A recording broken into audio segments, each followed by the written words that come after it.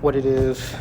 Another video about anxiety in the cut, the most inspiring and relatable content ever, right? I'm still trying to get into like doing public videos. Like I'm in a pretty populated downtown area. There's a train that you may hear in the background, and I just want to like bust these out when like, I get the inspiration. So it's about 63 right now. I'm making this video. I'm gonna fucking regret it because halfway in I'm starting to flip. So it's 63 degrees, about 8 p.m. Alabama weather. So it gets pretty hot in the daytime and then kind of cold in the morning and nights and during winter. At least this portion of like fall, I guess you should say. And I have this weird thing since I've had anxiety, which now 10 months. Well, I've had anxiety before that, but like health anxiety, really bad health anxiety, where like I don't think my weather, like my internal weather temperature, like matches with what I would expect it to be external. And I think this is in part due to hyperfixation on my body, like trying to maintain this like imagined homeostasis. Like I want to be like perfect, like 73 degrees, I guess, all the time or something like that. Did I have a short on? Like a Gildan shirt, nothing crazy. I have sweatpants on, which are race sweatpants, REI, which are pretty thick sweatpants. These are not meant to be worn in like 70-degree temps. Like 63, I can rock them out. More so like 40, 50. I have a Patagonia, the bubble joint. I think it's the Eco, whatever the fuck. But the Patagonia joint that most people, kind of like their comparison, like that Arc'teryx, Algo, or whatever. Fuck. It's Atom, the Atom LT. They're equivalent to that. So pretty much like their like high mid range jacket. The one you'll see a lot of like tech bros and finance bros wear, especially finance bros. So that doesn't work like 63-ish. Like, and you feel hot, or at least I felt hot, but I thought I felt cold. Which the reason why I said at the beginning of this video is because now I kind of feel cold. I like sat down and stopped moving.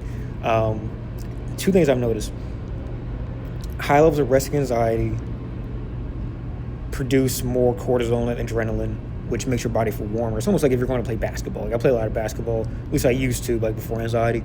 And you can go into like something like that. People come in with like the hoodies, thick ass hoodies, sometimes even sweatpants when they hoop. But like, after they kind of get into that game, they're taking that shit off and just going straight like shirts and shorts. That's because like adrenaline warms your body up. Makes sense, right?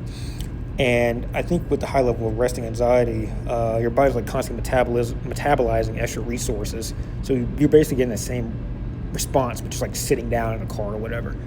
And I have that when I drive. I have like driving anxiety. I had it before health anxiety, but it's like been multiplied since having health anxiety. And then two, just being like constantly aware, kind of produces some of that anxiety, some of that those same triggers, same hits of chemicals in your body. I don't really have a resolution to this yet. Like for me, I think generally speaking, I can kind of just ride it out. I think typically I kind of get to more like level situation eventually, or it just gets so cold that I kind of just have to make it work because I'm 120 like ish pounds. Like I'm maybe like 125 right now. I kind of fluctuate because with all metabolizing all that shit, like I was like a 140 this time last year, and like I just lost hella weight between like inactivity and then your body just using more resources.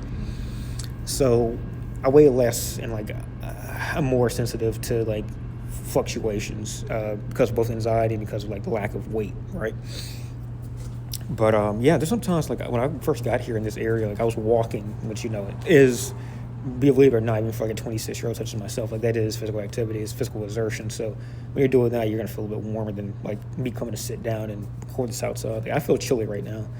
I don't know if I feel chilly enough to rock this Patagonia because, yeah, but this was just gonna be another like I don't know if I should just do like symptom related videos because I've at a point now where I've pretty much like went through the peaks and valleys with all of my symptoms for the most part. Like most of them have gotten discernibly better, and some of them have gotten like like if I had to drop off again. Like I'm getting like palpitations again recently.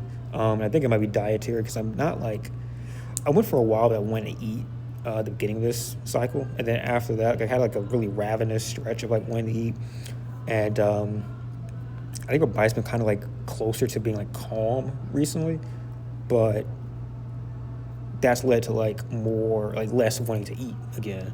And I think between that and just like a poor diet, like what you put in your body when you are eating, I think I've put like a lot of electrolytes in my body, like vegetables, fruits. But like I eat like usually like a banana and an orange every day, which is good enough from the fruit front. But you need vegetables too, and you need less sodium because sodium, if you get too much sodium, then like you you really want like I think it's 2 to 1 potassium to sodium, and generally people when people have cramps or whatever, dehydration, not dehydration, but palpitations. It is dehydration is a big one, but magnesium electrolytes, magnesium and potassium. Sorry, I'm talking too fast, but magnesium and potassium, those are typically a rye, and those you don't get from really like processed food.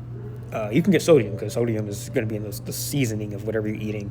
But processed food kind of loses some of that electrolyte value. And this is just me talking to my ass. I mean, you can tell me fuck myself, but I have done enough Googling and enough videoing and YouTubes and studies and all that shit. I'm not an expert by any means, but I'm at least aggregating for you what I've read over the last 10 months. And electrolytes, that's one of my big trigger because shit like this where I'm worrying about palpitations and stuff.